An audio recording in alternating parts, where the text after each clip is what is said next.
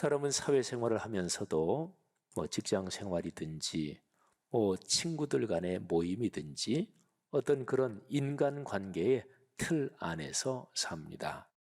좀 더 넓게는 우리는 대한민국 국민이고 또 우리의 성도님들 가운데 미국이나 외국 국적을 가진 분도 좀 계실 텐데 아무튼 어느 나라 국민으로 이렇게 살아갑니다. 근데 가만히 생각해 보면 요즘처럼 대한민국 국민이라는 것 그리고 우리나라에 대한 이 자부심이 가득한 그런 때가 그야말로 우리 역사 5천년에 처음 아닌가 싶습니다. 세계 어디를 가든지 대접을 받고 또 환영을 받고 그리고 전 세계적으로 얼마 전에 미국의 US 뉴스 앤 월드 리포트가 발표한 세계에서 가장 강한 나라 순위를 보니까 우리나라가 세계 6위입니다.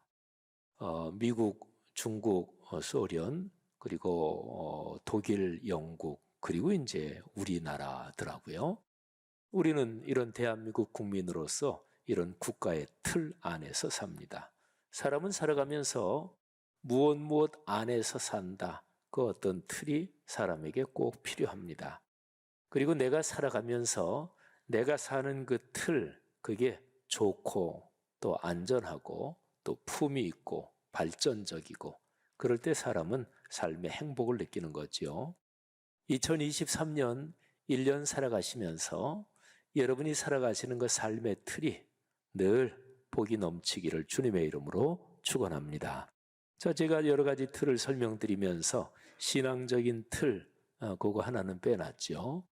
근데 그거를 이제 설명을 드리려고 하는 거예요. 우리는 그리스도인으로서 교회 공동체라는 이 틀, 이 안에서 또 신앙생활을 하면서 살아가죠. 여러분, 그리스도인으로서 가장 중요한 것은 바로 신앙의 틀입니다. 여기에서 우리가 믿음이 더 깊어지고 그리고 삶의 용기와 지혜를 얻고 또 하나님의 진리의 말씀을 통해서 거룩한 영에 깨닫게 하시는 은혜를 통해서 우리가 새로운 힘을 얻는 것입니다. 오늘 제 설교 제목이 말씀 안에서 사는 것, 이게 이제 설교 제목입니다. 말씀 안에서 산다는 것은 어떤 것일까요? 신앙생활, 그리스도인이 걸어가는 신앙생활에서 가장 중요한 그 틀은 바로 이것입니다. 말씀 안에서 사는 것. 오늘 제 설교 본문이 요한복음 15장 7절부터 12절인데요. 15장 1절부터 12절까지를 쭉 설명을 드리려고 합니다. 요한복음은 참 중요한 책이고 굉장히 은혜로운 책이죠. 근데 그 중에서 15장은 우리 그리스도인이 많이 아는 그런 이야기가 나옵니다. 포도나무의 비유죠. 예수님께서 당신 자신을 나는 포도나무다, 나는 참 포도나무다 이렇게 비유를 통해서 설명을 해 주셨어요. 그러면서 예수님이 거기에서 결론적으로 하시는 말씀은 이런 겁니다. 하나님의 말씀 안에서 사는 게 그게 축복이다. 올해 우리 교회가 1년을 걸어가면서 주제로 삼은 것이 말씀 묵상이 길입니다. 이게 주제죠. 그러니까 하나님의 말씀이 내 삶으로 이어지게 하는 그 영적 훈련, 그 방법이 바로 말씀 묵상 이렇게 되는 거죠. 자, 그러면 한번 요한복음 15장 1절부터 중요한 내용을 몇 가지 짚어가면서 같이 한번 묵상합시다. 예수님은 두 가지 관계를 설명하십니다. 1절에서 나는 그리고 내 아버지는, 그러니까 예수님 당신 자신과 그리고 하나님 아버지 자신과 하나님의 관계를 설명하십니다. 비유로 말씀하시는데요. 나는 참 포도나무다. 그리고 내 아버지는 비유로 말하자면 농부시다. 그런 거죠. 여러분, 포도나무는 야생 포도나무도 있긴 하죠. 그런데 사람이 재배하는 그런 포도나무는 자기가 스스로 크는 게 아니고 농부가 그거를 키우죠. 거름도 주고 또 쓸모없는 가지는 잘라버리기도 하고 또 겨울에 매섭게 추울 때는 완전히 얼지 않도록 뭐 이렇게 감싸 보호해 주기도 하고 예수님이 그렇게 설명하시는 거예요. 나와 하나님 아버지의 관계는 그렇다. 이건 뗄 수 없는 관계죠. 그러니까 포도나무와 그리고 농부. 그리고 나서 예수님은 5절로 내려가서 예수님 당신과 제자들 그리고 교회 공동체 말하자면 여기 있는 우리 그리스도인과의 관계를 설명을 하십니다. 나는 포도나무다. 그리고 너희는 이 포도나무 이 중심 줄기에 가지들이 이렇게 뻗어 있고 가지가 붙어 있는데 너희는 가지다. 여러분이 두 가지 관계에 대한 설명을 한번 잠깐 생각해 보세요. 제일 중요한 점이 이것입니다. 떨어질 수 없다 하는 것입니다. 그러니까 참 포도나무 그리고 농부 떨어지면 안 됩니다. 그렇죠? 그리고 포도나무와 가지 이것도 떨어지면 안 됩니다. 특히 가지는 포도나무에서 떨어지면 생존할 수가 없습니다. 당연하죠. 뭐 나무가 있는데 가지가 이게 꺾여서 분리됐다. 그러면 그 가지는 생존이 불가능하죠. 예수님께서 여기서 말씀하신 것은 나는 내 하늘아버지와 뗄 수 없이 연결이 돼 있다. 그리고 너희 그리스도인 신앙인들은 나와 뗄 수 없이 연결된 존재들이다.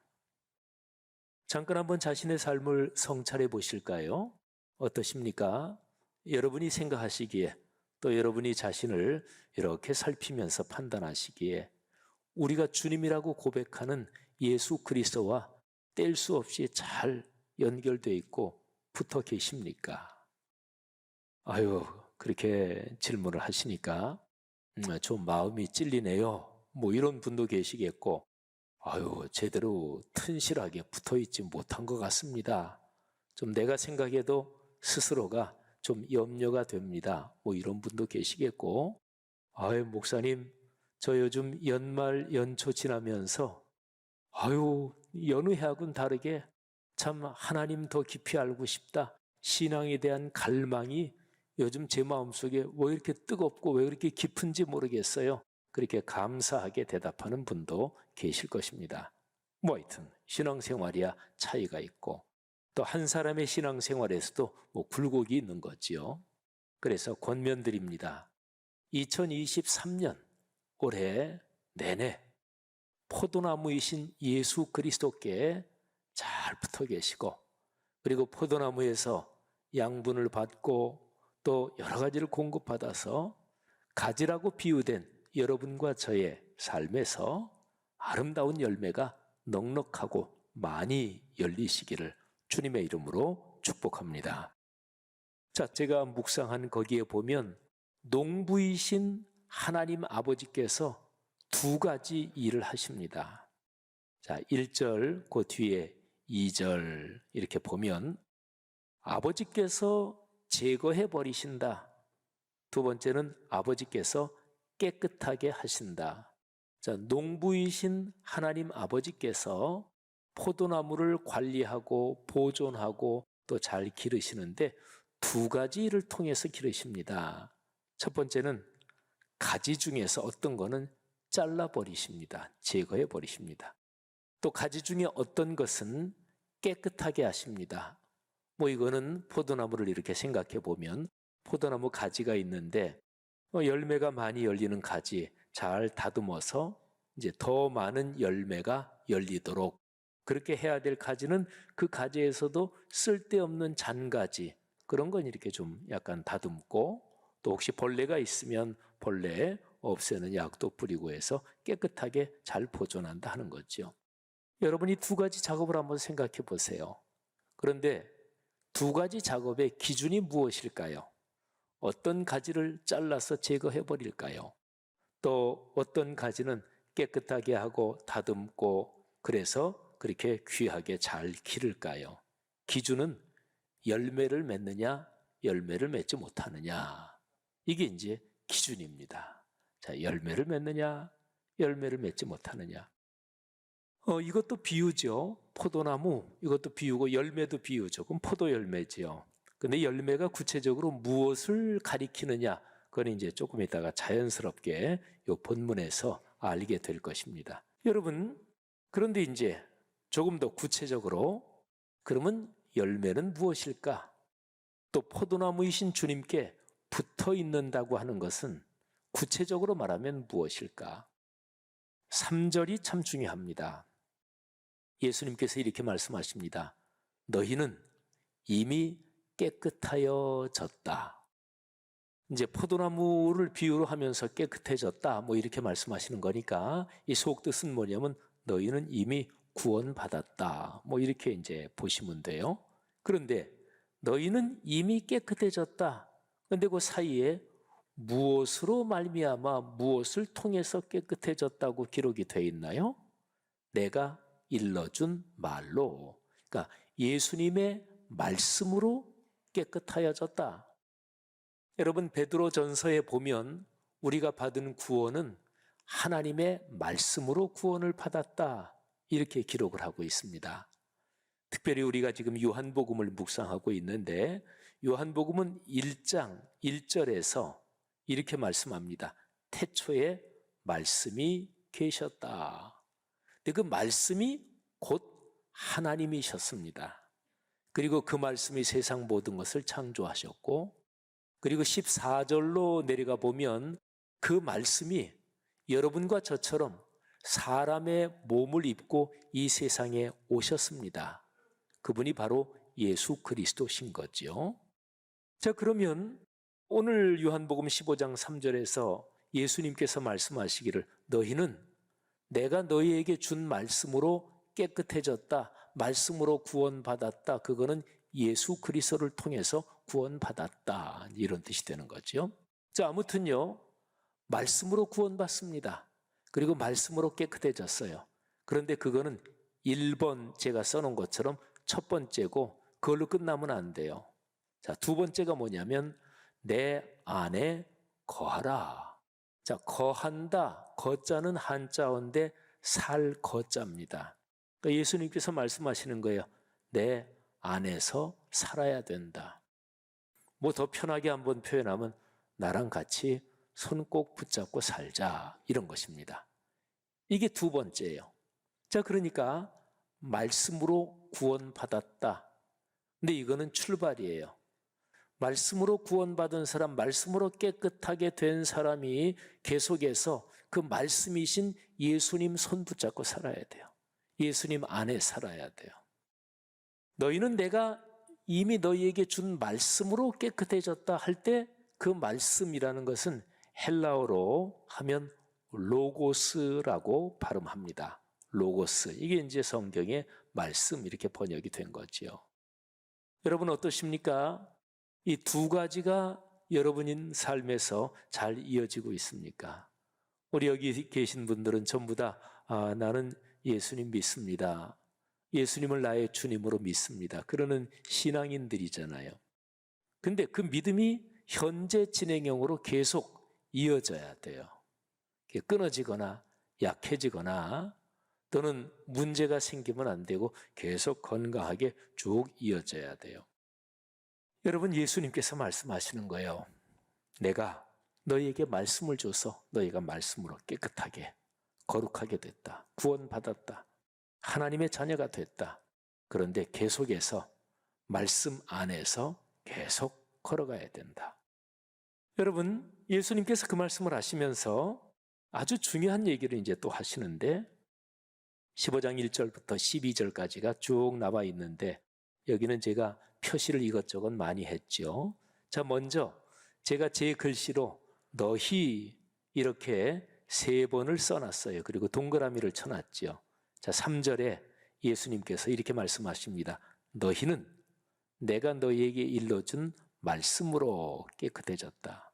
7절, 너희가 내 안에 거하고 내 말씀이 너희 안에 거하면.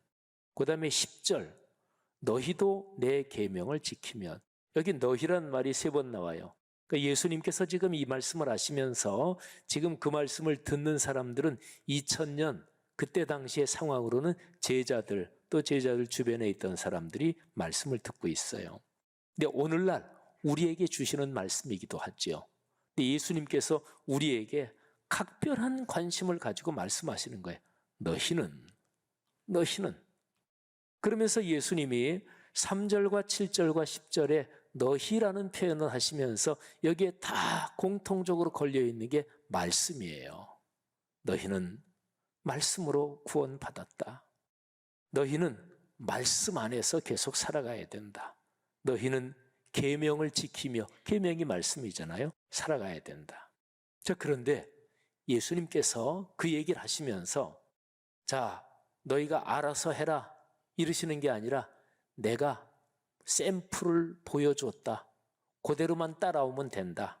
자, 보세요. 10절 말씀. 제가 보라색 색연필로 이렇게 거기에 화살표 긴 거요.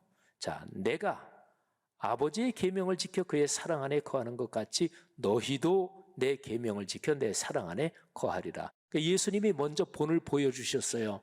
하나님 아버지의 계명, 그 말씀을 따라서 살면서 사랑하며 사는 것. 예수님이 그렇게 살고 계세요. 자, 내가 이렇게 살고 있다. 너희도 나 보고 따라오면 돼. 이렇게 말씀하신 거죠. 그 밑으로 좀 내려가면 12절에 내 계명은 서로 사랑하라 하는 것이다. 그러니까 하나님의 계명, 말씀의 궁극적인 뜻, 제일 중요한 거는 사랑이다. 근데 거기서도 말씀하시죠. 내가 너희를 사랑하는 것 같이 너희도 사랑해라. 여러분, 제일 쉬운 거는 어떤 사람이 본을 보인 거를 보고 따라가면 돼요. 어떤 음식을 처음 먹어보는 경우가 있죠. 아유, 이 음식은 난 처음 먹어봐. 그거 어떻게 먹는 거야? 뭐 그런 경우 있잖아요. 저 스위스에 가면 퐁듀라는 음식이 있습니다. 여러분, 예를 들어 그런 음식 먹는다 그러면 뭐 이렇게 나오네. 치즈 나오고 뭐 나오는데 뭐 이거 어떻게 먹는 거야? 괜히 그 남에게 물어보지도 않고 거기 고기 조금씩 썰어 놓은 거 그거를 갖다 다 거기다 부으면 그 안 돼. 실수하는 거죠. 그럴 때는 제일 좋은 방법이 아이고 나 이거 처음 먹어봐. 어떻게 먹어야 한번 해봐요. 따라 할 테니까. 그러면 상대방이 먹는 대로 따라하면 되잖아요. 여러분, 예수 그리스도께서 걸어가신 길을 따라가는 것, 그분의 본을 따라서 사는 것, 그거를 가리켜서 신앙이라고 그래요. 그걸 가리켜서 기독교 진리라고 그래요. 전 세계 모든 책 중에서 신앙적인 책 말고 일반적인 모든 책 싹 다 포함해서 베스트셀러 제일 많이 팔리고 또 제일 많이 읽힌 책이 성경입니다. 그건 전 세계 역사적으로 그래요. 그런데 성경 다음으로 많이 팔린 책, 성경 다음으로 많이 읽힌 책 이런 표현도 쓰거든요. 그거는 성경이 워낙 인류 역사의 베스트셀러이기 때문에 그러죠. 그런데 기독교적인 영역에서 성경 다음으로 많이 팔리고 또 인쇄되고 그런 책이라고 얘기되는 게 한 두세 권인데요. 그 중에 하나가 뭐냐면 1400년대 쓰여진 책인데 그리스도를 본받아 이런 제목의 책이 있습니다. 캠펜의 토마스라는 수도사가 쓴 책이에요. 한 1400년대 그때 기록이 돼가지고 지금까지 시중 책방에 검색 그리스도를 본받아 치면 한글로 번역된 게 한 20여 정도 넘을 거예요. 아주 유명한 책이죠. 그게 신앙입니다. 그리스도를 본받아. 여러분, 어떤 길이 안전할까요? 예를 들어서 등산, 어려운 길을 등산한다, 에베레스트를 등산한다, 또는 빙하를 걷는다 그럴 때 그때 앞에 가이드가 걷는 대로 걸어야 돼요. 잘못하면 크레바스, 빙하 틈에 빠지면 그건 그야말로 뼈도 못 추리는 거 찾지도 못합니다. 그러니까 앞사람 발자국 따라서 걸어야 돼요. 신앙은 그런 것입니다. 그러면 구체적으로 그리스도 예수, 그분을 따라 걸어야 되는데 그분이 눈에 보이면 좋잖아요. 근데 그분은 지금 눈에 안 보이잖아요. 그러면 그분이 어떻게 사셨고 또 그분이 무슨 말씀을 하셨고 그게 기록되어 있는 게 뭐냐? 그게 바로 66권 성경이죠. 그래서 이 말씀 붙잡고 가는 거예요. 그래서 이 성경 말씀 묵상하는 거예요. 자, 그러면 보십시다. 자, 15장 1절부터 12절까지에 보면 말씀 이런 단어가 들어간 세 군데 중요한 부분이 나옵니다. 자, 3절 계속 반복되죠. 너희는 내 말씀으로 깨끗해졌다, 구원받았다. 그리고 7절로 내려가 보면 말씀으로 구원받았을 뿐만 아니라 그 말씀이, 내 말이 너희 안에 계속해서 살아 움직여야 된다. 현재 진행형으로. 그리고 10절로 가보면 너희가 내 계명을 지켜야 된다. 계명이 말씀이잖아요. 자, 3절, 7절, 10절 여기에 말씀을 뜻하는 표현이 다 3개가 다 나오지요. 말, 계명 다 말씀을 뜻해요. 그런데 이 3 단어가 헬라어로는 각각 다 달라요. 자, 3절에 있는 말씀 이거는 로고스입니다. 그 다음에 7절에 있는 내 말씀 이거는 헬라어로 레마라고 발음합니다. 레마. 근데 로고스나 레마나 하나님의 말씀을 뜻하는데, 로고스는 자 여기 66권 성경에 하나님의 말씀이 있죠. 그렇죠? 이거는 그냥 있는 거잖아요. 이제 이게 로고스라고 하면 내가 이 말씀을 묵상하고 또는 설교를 듣고 하다가 이 말씀이 내 마음속에 깊이 와닿았어. 어떤 구절이. 그러면 내 마음속에 깊이 와닿고 깨달음이 된 거, 그거를 그 말씀을 얘기할 때는 헬라어로 레마 이렇게 이제 표현하기도 합니다. 표현할 때는 좀 조심스러운 게 레마 선교회라고 그 이단 집단이 있습니다. 이단 집단은 이걸 아주 극도로 강조하는데 성경에서 늘 100% 늘 그런 건 아니에요. 근데 어쨌든 레마라는 헬라어가 그런 뜻이 있는 것은 사실이에요. 아무튼 3절 말씀으로 구원받았다. 그리고 구원받은 사람들은 누구나 66권 성경 하나님의 말씀이지 인정하시잖아요. 그런데 이 하나님의 말씀이 현재 진행형으로 이번 주일에도 공예배를 통해 여러분 가슴 속에 살아 움직이고 계십니까? 이번 주간에도 내가 동네 세매줄 성경 말씀 묵상을 통해 그 말씀에서 은혜를 받고 나 오늘 이 구절이 얼마나 내 마음속에 깊이 와닿는지 몰라. 그러면 그 말씀에서 감동을 받고 그 말씀이 오늘 힘이 되고 그러는 거잖아요. 이게 바로 7절에 내 말이 너희 안에 거하면. 자, 그리고 10절에 내 계명, 계명이라는 헬라어는 엔톨레라고 합니다. 엔톨레. 근데 이거는요, 말씀이 어떤 사람한테 가서 깊이 은혜가 되잖아요. 그러면 그 사람은 이런 생각을 가져요. 이 말씀 나 혼자만 받고 있는 게 아니라 이 좋은 거를 다른 사람도 또 내 이웃 사람도 이 말씀에서 받는 은혜, 그 축복을 같이 받으면 좋겠다. 그러니까 나에게 감동이 된 말씀이 내 과제가 되는 거예요. 내 사명이 되는 거예요.